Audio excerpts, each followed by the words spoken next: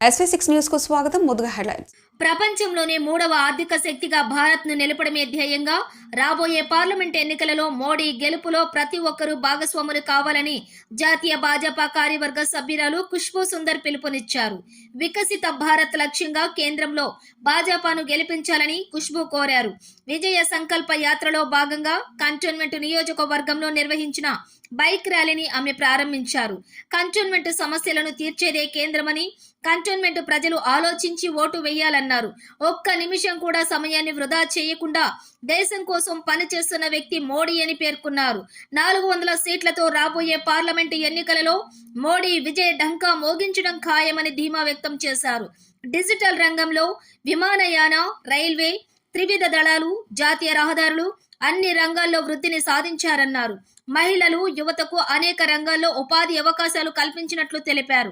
Corona విపత్కర సమయంలో అందరికీ ఉచితంగా టీకాలు ఇచ్చామని, ఆర్టికల్ 370 ట్రిపుల్ తలాక్ రద్దు చేసి ముస్లిం మహిళలకు స్వేచ్ఛ కల్పించినట్లు తెలిపారు. కేంద్ర ప్రభుత్వం మహిళలకు అన్ని రంగాల్లో గొప్ప అవకాశాలను కల్పించిందన్నారు. కాంగ్రెస్ లో కుటుంబ పాలన తప్ప దేశానికి చేసిందేమీ లేదని అన్నారు. ఎక్కడ ఏమైందో అన్న పరిస్థితి ఉండేది. దేశం అంతటా ట్రైన్ ట్రస్ట్ కావచ్చు, మన హైదరాబాద్ లో కూడా లుంబిని పార్క్ కావచ్చు, మన ఎక్కడ చూసినా కూడా మన దగ్గర బాంబ్ బ్లాస్ట్ అయింది. అలాంటిది ఈ 2014 తర్వాత ఎక్కడ బాంబ్ బ్లాస్ట్ లేదు. అంతకుముందు ఫేక్ కరెన్సీ ఉండేది. మోదీ గారు ప్రభుత్వంలో ఒక్క ఫేక్ కరెన్సీ లేదు. మోదీ గారు ప్రభుత్వంలో ఒక్క అవినీతి లేదు, ఒక్క స్కామ్ లేదు. ఏమున్నా కూడా కాంగ్రెస్ గవర్నమెంట్ అనే అవినీతి స్కామ్లు అయినాయి. అదేవిధంగా మనం చూసుకున్నట్లయితే మన భారతదేశంలో కాశ్మీర్ ఉన్నా కూడా అక్కడ రాష్ట్ర జెండా వేరే, అక్కడ గవర్నమెంట్ పాలసీ వేరేలాగా ఉంటాయి. అలాంటిది కూడా 370 ఆర్టికల్ రద్దు చేసి మన భారతదేశంలో ఉన్న రాజ్యాంగం అమలయ్యే విధంగా వారు నాయకత్వంలో సాధ్యమైంది. ఎన్నో సంవత్సరాల నుంచి రాముడు పుట్టిన ప్రదేశంలో రాముడు గుడి కట్టాలంటే ఎంతో మంది భారతదేశంలో ఉన్న హిందువులందరూ సంకల్పించినా కూడా సాధ్యం కాదు. కేవలం మన నరేంద్ర మోదీ గారి కోరికలే అంత పెద్ద గుడి, అయోధ్య రామ మందిర్ నిర్మాణం చేయగలిగిన మన రాముడి విగ్రహ ప్రతిష్ట జరగగలిగింది. ఇవన్నీ సాధ్యమైందంటే కేవలం నరేంద్ర మోదీ గారి నాయకత్వంతో.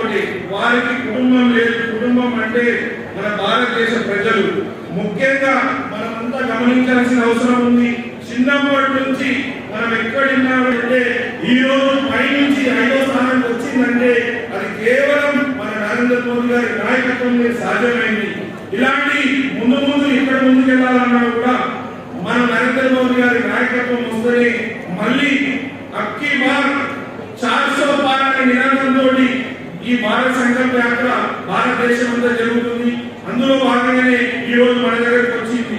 మనకు ముఖ్యంగా మన అసెంబ్లీలో కూడా భారతీయ జనతా పార్టీకి మన కంటోన్మెంట్ కాన్స్టిట్యూన్సీ ప్రజలందరూ మాకు 42,000 మంది ఆశీర్వదించినందుకు అందరికీ ధన్యవాదాలు తెలుపుతూ మరొకసారి భారతీయ జనతా పార్టీ అభ్యర్థి ఎవరిని బలపరిచినా మీరందరూ భారతీయ జనతా పార్టీ అభ్యర్థిని ఆశీర్వదించాలని కోరుకుంటూ, ముఖ్యంగా మీకందరికీ తెలుసు మొన్న అసెంబ్లీ ఎలక్షన్ లో టీఆర్ఎస్ ప్రభుత్వం మీద వ్యతిరేకంతో, కేసీఆర్ గారి వ్యతిరేకంతో గెలవగలిగింది. వీళ్ళు చేసింది ఏమీ లేదు. ఆయన దూరపాటు 200 యూనిట్ అన్నారు. 200 యూనిట్లు ఒక్కడైనా కూడా మళ్ళీ 200కి పేమెంట్ చేయాలని చెప్తున్నారు. అది అబద్ధం గ్యారెంటీ. ఇప్పుడు కూడా ఈయన గ్యారెంటీ అమలు కావాలంటే మీరు చెప్పేది మళ్ళీ రేషన్ కార్డు కావాలి.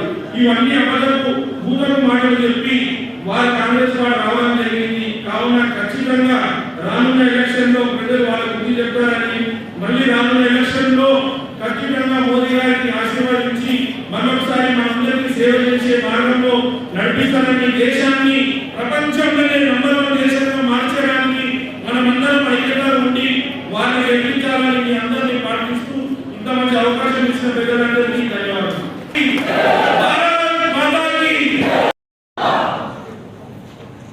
మీ అందరికీ నమస్కారం. వేదిక సభా అధ్యక్షులు శ్యామ్ సుందర్ రావు గారు, ఎమ్మెల్యే రవిరావు పటేల్ గారు, స్టేట్ జనరల్ సెక్రటరీ కసమయ్య వెంకటేష్ గారు, ఎక్స్ మినిస్టర్ కృష్ణ యాదవ్ గారు, ఎక్స్ ఎంపీ శివ సురేష్ రెడ్డి గారు, పార్లమెంటరీ పొజిషన్ వరివత్సల గారు, కన్వీనర్ ఆర్కే శ్రీనివాస్ గారు, వేదిక మీద ఉన్న అన్ని ప్రముఖులకి నా నమస్కారం. ఇప్పుడు నేను తెలుగు మాట్లాడాలా, హిందీలో మాట్లాడాలా, లేదంటే తమిళ చేసి మాట్లాడాలా?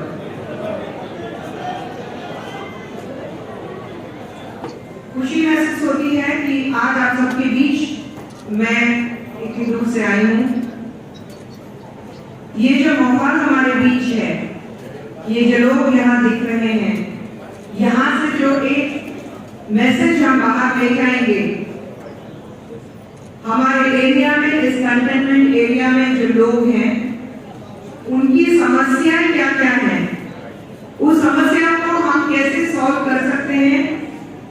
हमारे माननीय आदरणीय प्रधानमंत्री नरेंद्र मोदी जी जिस तरह से हमारे देश के प्रधानमंत्री बनाने वाले हैं, उससे हमें ये बिल्कुल सही मालूम पड़ता है कि हम बिल्कुल सही रास्ते पर हैं. आज हमारे देश में जिस तरह की तरक्की हम देखते हैं, इससे